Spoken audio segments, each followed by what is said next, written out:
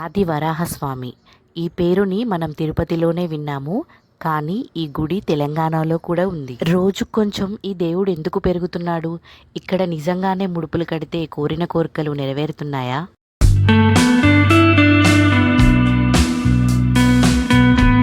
Hi అండి, welcome back. 2 weeks నుంచి ఎలాంటి వీడియోస్ పెట్టట్లేదు కదా. ఏం చేయాలండి, పిల్లలకి స్కూల్స్ స్టార్ట్ అయిపోయాయి కదా, సో అందుకే కొంచెం బిజీ. రోజు పిల్లలకి మా వారికి హాలిడే దొరకడంతో ఆది వరాహస్వామి టెంపుల్ కి అయితే వెళ్తున్నాం. మా ఇంటి నుంచి 45 మినిట్స్ లో ఆ గుడికి వెళ్ళిపోతామండి. ఇంతకీ ఈ గుడి ఎక్కడుందంటే పెద్దపల్లి జిల్లా కమాన్పూర్ లో ఉంది. ఈ బోర్డు దగ్గర మనం బస్ దిగితే ఇక్కడ నుంచి 1.5 కిలోమీటర్ లోపలికి నడవాలన్నమాట. 600 సంవత్సరాల నాడు వెలిచిన ఈ దేవుడు ఇప్పుడు చాలా మంది వెళ్ళడం వల్ల కొంచెం డెవలప్ చేశారు టెంపుల్ ని. ఆది వరాహస్వామి కాబట్టి ఆదివారం చాలా విశేషంగా పూజలు జరుగుతాయండి. ప్రపంచంలో రెండు ఆది వరాహస్వామి టెంపుల్స్ ఉన్నాయి.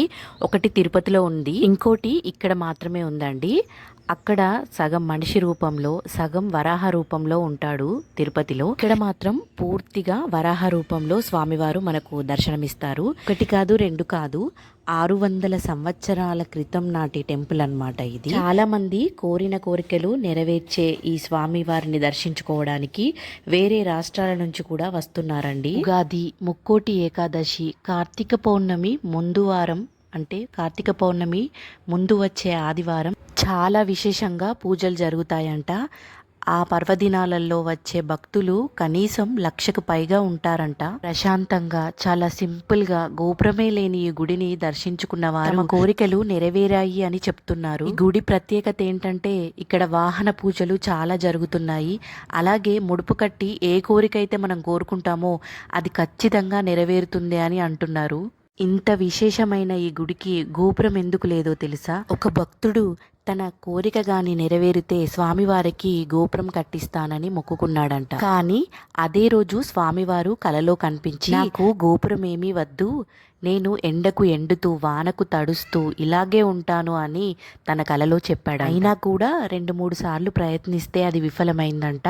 అప్పటి నుంచి గోపురాన్ని కట్టడమే మానేశారు. గుడి లోపలే ఇలా పూజా స్టోర్ ఉంది. నేను కూడా ముడుపు కడదామని కొబ్బరికాయ, ముడుపు సామాను తీసుకుంటున్నానండి. కొబ్బరికాయ, పసుపు కుంకుమకి 50 రూపాయలు, అలాగే ముడుపు సామానికి 100 రూపాయలు. స్వామివారికి పాలతో అభిషేకం కూడా చేస్తారంట.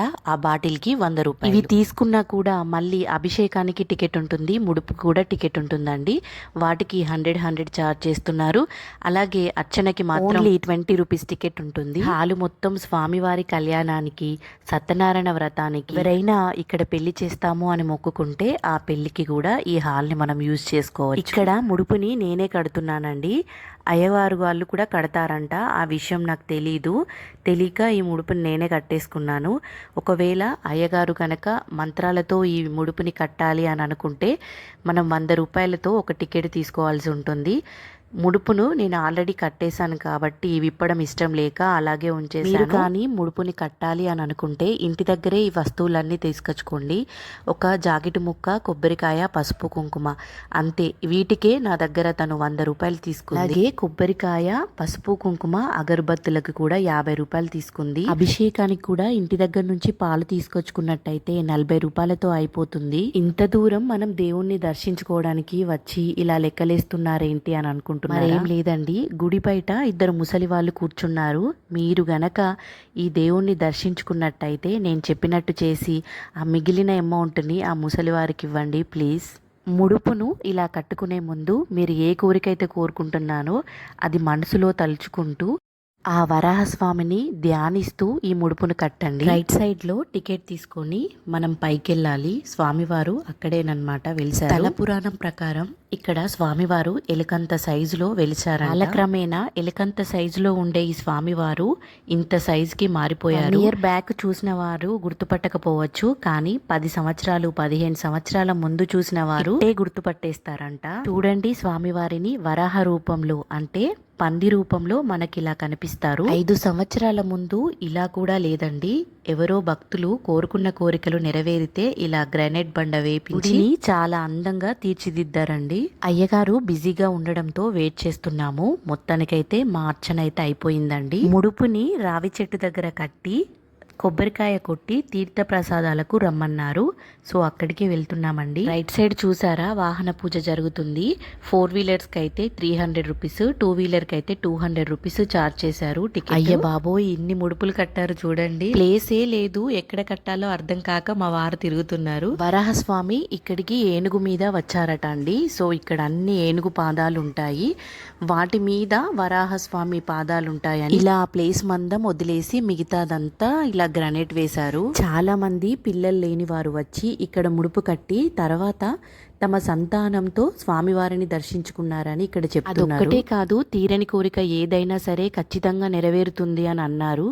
నేను కూడా మా వారితో ఇలా ముడుపుని కట్టిస్తున్నాను. ఎక్కడా ప్లేస్ లేదు, ఈ చిన్న కొమ్మకి దొరికింది ప్లేస్. వరాహస్వామి స్థల పురాణంకి ఇలా ఒక బోర్డు ఉంటుంది.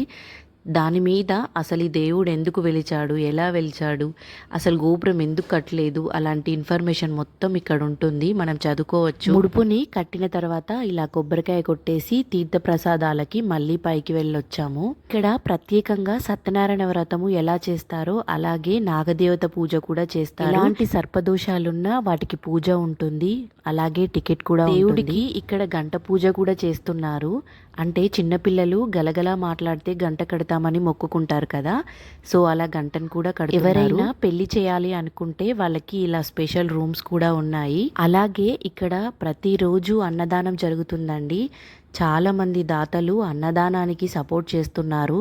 నా కోరిక నెరవేరితే అన్నదానము చేస్తాను అని మొక్కుకున్న వాళ్ళు కూడా చాలా మంది ఉన్నారు. ఈ అన్నదానానికి 10,000 రూపాయలను మనం కట్టాల్సి ఉంటుంది. 10,000 రూపాయలతో మొత్తం వంట వాళ్ళే చేసి 125 మందికి భోజనాలు పెడుతున్నారండి. ఒక 500 మందికి మనం భోజనం పెట్టాలి అని అనుకుంటే దాని అమౌంట్ని వాళ్ళకి ఇచ్చేస్తే సరిపోతుంది. కావాలంటే మనం వడ్డించుకోవచ్చు, లేదు మనం రాలేని పరిస్థితి అని అన్నా కూడా వాళ్ళే వడ్డిస్తారండి అందరికీ. అదృష్టం కొద్దీ మేము వెళ్ళినప్పుడు కూడా ఇక్కడ అన్నదానం జరుగుతుంది. స్వామివారికి మహానైవేద్యం సమర్పిస్తున్నారు. ఇదిగోండి, ఈ కనిపిస్తున్న అంకుల్ వల్ల మనవరాలిది పుట్టినరోజు. 2 నూరేళ్లు తను చల్లగా ఉండాలని చెప్పి ఈ రోజు ఈ అంకుల్ అన్నదాన కార్యక్రమాన్ని చేస్తున్నారండి. ఈ రోజు అన్నదానం జరుగుతుంది, కాసేపు వెయిట్ చేయండి అని అయ్యగారు ఇలా మా అందరినీ ఆపేశారనమాట. డబ్బులని వృధా చేయకుండా ఇలా అన్నదాన కార్యక్రమం చేయడం నాకు చాలా బాగా నచ్చింది. Wish you many more happy returns రా చిట్టి. 10,000 రూపాయలతో ఈ అన్నదాన కార్యక్రమం ఎలా జరుగుతుందో చూడండి.